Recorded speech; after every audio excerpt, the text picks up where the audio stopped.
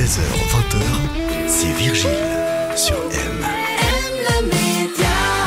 Bonjour à tous et bienvenue sur M, c'est l'heure de retrouver les experts et le vendredi on enfile ses chaussures et on fait un petit peu de sport juste avant le week-end. Et là attention, ça va être un week-end sport puisqu'il va y avoir notamment le 31e volet du marathon de Lausanne qui va se dérouler donc entre Lausanne et la Tour de Paix dans un panorama unique, magnifique, mais il faut se préparer bien sûr à ce grand événement sportif. Et justement en parlant de préparation, nous allons tout de suite demander à Véronique Lugrin, notre experte en sport, en mouvement, qui est avec nous. Comment se préparer? Bonjour Véronique. Bonjour à tous. Alors, est-ce qu'il y a une méthode particulière pour se préparer au marathon de Lausanne qui va se dérouler la semaine prochaine? Alors déjà, si vous commencez à vous préparer maintenant pour la semaine prochaine, c'est foutu. Vous pourrez peut-être faire les 10 kills, mais pas les 42. L'important, c'est de participer. L'important, c'est de participer. Donc oui, comme n'importe quel sport, la course à pied, c'est le sport le plus, entre guillemets, facile dans le sens où il suffit de s'acheter une paire de baskets, les enfiler et partir dehors. Mais en termes de réalité, si on veut faire un marathon, il faut se préparer. Ça ne se fait pas comme ça. Et des mois à l'avance. Et des mois à l'avance, exactement. On s'y prend quand même au minimum 6 mois à l'avance si vous n'avez jamais couru et un peu moins des fois si ce n'est pas votre premier marathon. Mais en gros, ce qu'on veut, c'est faire du volume. Si on veut faire de la course à pied, il faut courir. Si on veut performer en course à pied, il faut courir. Il faut s'entraîner. Ça, c'est la première chose. Souvent, on nous pose la question, faut-il courir 1 fois, 2 fois, 3 fois, 4 fois, 5 fois par semaine? Tout dépend de votre objectif. Si on veut préparer un 10 km, il va falloir faire un petit peu du fond, mais c'est clair que ce ne sera pas la même préparation qu'un 42.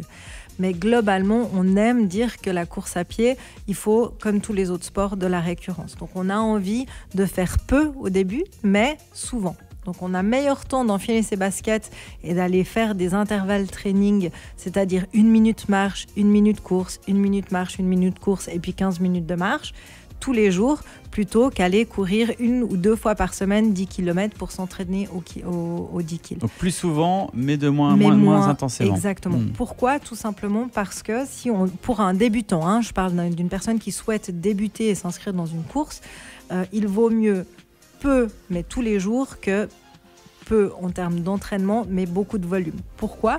Parce que vos articulations, elles ont besoin de s'habituer. C'est-à-dire que si vous allez courir tous les jours 5 minutes, 10 minutes, puis vous progressez, augmentez chaque jour un petit peu, votre corps va s'habituer à la charge. C'est-à-dire, il va s'habituer à l'impact. Cet entraînement régulier. Exactement. Par contre, si tout d'un coup vous dites « Oh là là, dans 1 mois, j'ai ma course », du coup, je vais aller tous les jours. Je vais y aller 3 fois par semaine, 1 heure. Et là, vous êtes pas forcément sûr de vous faire mal, mais votre corps va moins tolérer, tout simplement parce qu'il ne sera pas habitué à la charge et à l'impact. Donc du coup, il n'aura pas eu le temps de s'adapter au volume que vous allez lui proposer.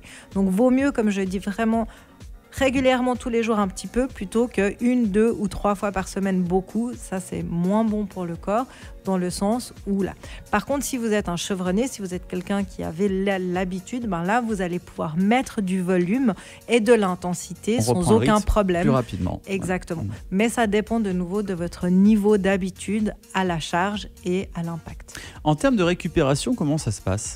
Alors en termes de récup, on a envie, les personnes qui courent un marathon, elles arrivent quand même relativement épuisées à la fin, elles ont brûlé un peu tout leur stock.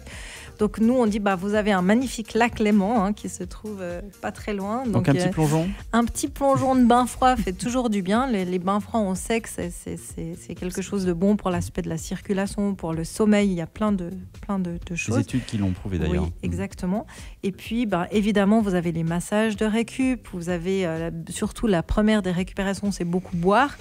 Votre énergie, elle était épuisée, donc il faut boire et manger pour renouveler les stocks au niveau de vos muscles.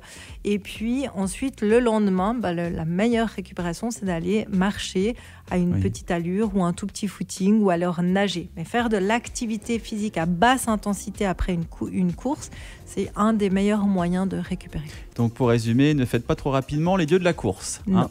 Attention à la casse. Et justement, Véronique Lugrin est là pour ça, pour nous donner des bons conseils pour tout ce qui est entraînement et récupération, notamment après l'effort physique. Et il y aura de l'effort physique, notamment d'ici quelques jours avec cette 31e édition du Marathon de Lausanne. Merci beaucoup Véronique Lugrin pour tous ces bons conseils. C'est toujours un véritable plaisir de vous recevoir. Et puis on va se retrouver en pleine forme la semaine prochaine sur M. Et on n'oublie pas, restons en mouvement. Bon week-end Véronique. Ciao. M le média,